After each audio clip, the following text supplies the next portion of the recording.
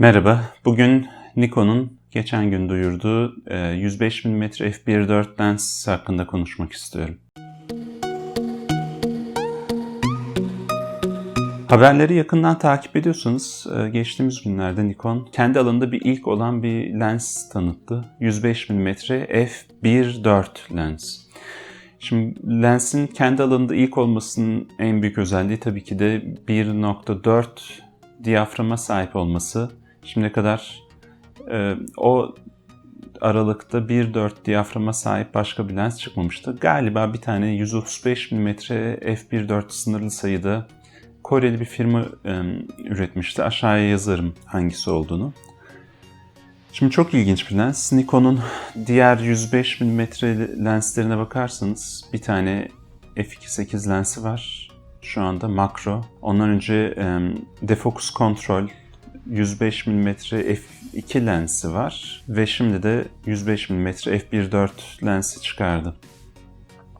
Çok ilginç bir lens. 1.4 serisinde Nikon'un profesyonel serisinde daha önceki 24, 35, 50, 58, 85 ve şimdi 105 mm ile böyle bir takım tamamlamış oldum.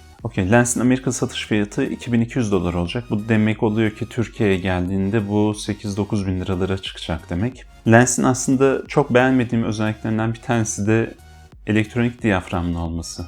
Lensin adındaki diyafram numarasından sonraki E, elektronik diyafram demek. Yeni çıkan bir teknoloji, en azından Nikon'da, Canon'da yıllardır olan bir teknoloji. Yani yüksek FPS fotoğraflar çekerken diyaframın daha kesin sonuçlarla çalışması için yapılmış. Ama mesela çok sevdiğim makinem F6'da bu lensi kullanamıyor olacağım ya da bu tarz elektronik diyaframlı lensleri. Ve yine uyumlu olmayan bir dolu başka makinede olacak. Özellikle giriş seviyesi Nikonlar. Tabii yani giriş seviyesi makine $2200'lık lensi kim takar bilemiyorum. Dolayısıyla yani lensin fiyatı yüksek bence $2200. Elektronik diyaframı var ve VR'ı yok. Ne kadar gerekli bir lens bu? Neden peki? Şimdi bu lens 105 mm ve 105 mm odak uzaklığı büyük ihtimal alan insan bunu portre çekmek için kullanacak. 105 mm'de 85'ten biraz daha dar, işte 135'e yakın. Bence hani güzel olabilecek bir odak uzaklığı. 1.4 olması çok iyi, harika. Alan derinliğiniz gitgide küçülüyor. Arka planın flulaşması daha da artacak, tamam, güzel. Peki, şöyle yapalım o zaman.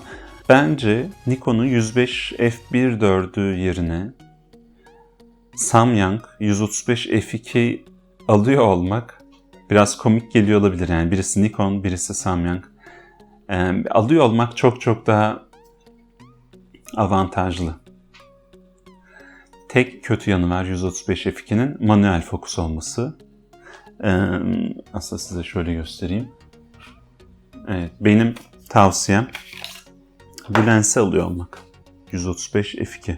Muhteşem bir lens. Ve fiyatı zannedersem şu aralar 1700 lira civarında olması lazım bu lensin. Yani 8-9 bin lira bir lense karşılık 1600-1700 liralık bir lens. Neden peki? Tamam. Ucuz olması bir yana, eğer MTF chartlarına bakarsanız bu lens 105 f1.4'ten kat be kat daha keskin bir lens. Bu MTF chartlarını okumayla ilgili bir video yapmak istiyorum bu arada. İleride. Şimdi iki farklı markanın MTF chartını birbirleriyle karşılaştırmayın derler. Çünkü bazı markalar ya da her marka biraz başka bir yöntem kullanır MTF chartlarını yaratırken. Sigma iki ayrı, mesela geometrik MTF ve diffraction MTF diye iki ayrı MTF veriyor. Zeiss MTF chartlarını lensin kendisinden ölçerek yapıyor. Nikon bildiğim kadarıyla simülasyon yapıyor. Yani gerçekten lensin üzerinden ölçmüyor. Bunu optik tasarımının olabileceği en iyi noktada üretildiği zamanki halini gösteriyor. Samyang'ın da öyle yaptığını düşünüyorum. Burası teknik detaydı. Daha sonraki MTF videomda bunları daha çok anlatacağım. Ama hemen buradan lenslerin çözünürlükleri arasındaki fark dağlar kadar ve inanılmaz yani 1700 liralık bir lens muhtemelen 8-9 bin liraya çıkacak olan bir lensten kat be kat daha keskin. Peki MTF chartı ile ilgili biraz daha bilgi vereyim. MTF chartında aynı renkte olan düz ve kesikli çizgilerin birbirleriyle arasının açılması demek astigmatizm demektir. Astigmatizm de orada bir takım optik problemler olacak demektir. Yani biz o çizgiler birbirine mümkün mertebe yakın dursun isteriz. Ve görüyorsunuz 135'te bunlar inanılmaz derecede düz ve birbirlerine yakınlar. Milimetre başına 30 çizgi eğrisi zaten en baştan beri açılmaya başlıyor. Yani ben şunu okuyabiliyorum buradan. Bokeh'sinde biraz problem olacak. 135'te gördüğünüz gibi dümdüz ve sonuna kadar düz gidiyor. Ve bu çizgilerin 1'e yakın olması lensin çok daha keskin olduğunu gösterir her zaman. Gördüğünüz gibi 135 çok daha iyi. Şimdi tabii bu hariçten gazel okumak. Benim elimde o lens yok. Kimsenin elinde yok. Test yapanlar dışında. Ama şimdiden ben bunu iddia ediyorum.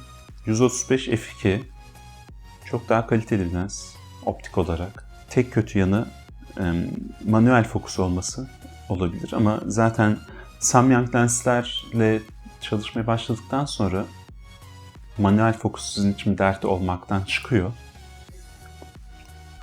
Umarım ileride bu videonun bir devamı olarak lensleri gerçekten de yan yana test etme fırsatı bulurum. Ve eminim ki iddiamın doğru olacağını göreceksiniz. Bu arada bir nokta daha var. Bu konuşacağım şey için de bir video yapmak istiyorum bu arada. Bokeh'in büyüklüğü. Şimdi birincisi bokeh ne demek? Bokeh arka plandaki flu'luğun kalitesi demek aslında. Yani bokeh'in büyüklüğü derken biraz yanlış bir cümle kurmuş oluyoruz. Aslında bokeh toplarının büyüklüğü demek lazım. Arka plandaki küçük parlak detaylar çok açık bir diyaframla, yani diyafram numarası düşük bir lensle fotoğraf çekiyorsanız birer ışık topu haline dönerler ve biz fotoğrafçılar da biraz böyle portre falan çekerken konuyu izole etmek için arkadan severiz arka tarafın biraz flulaşmasını ve o bokeh toplarını görmeyi falan bir efekt. Şimdi 105-1.4'ün bokeh topları mı daha büyük sizce? 135 f2'nin bokeh topları mı? Bunu hesaplamanın çok kolay bir yolu var. Aynı kadrajda fotoğraf çektiğimizi düşünelim. Yani diyelim ki benim belim ve kafamı içine alacak bir kadrajda fotoğraf çekiyorsunuz. Her iki makinayla da. Bunu daha sonraki videoda detaylandıracağım ama 105 f1.4'ün bokeh toplarının büyüklüğü 135 f2'nin bokeh toplarının büyüklüğünün 1.1 katı falan olacak. %10 daha büyük olacak. Yani hemen hemen görsel olarak bence bilemiyorum fark eder miyiz o kadar. Yani yan yana koysam evet birinin büyük olduğunu görürüz ama 135 f2'nin kötü olduğunu düşünür müyüz acaba? Çok merak içindeyim.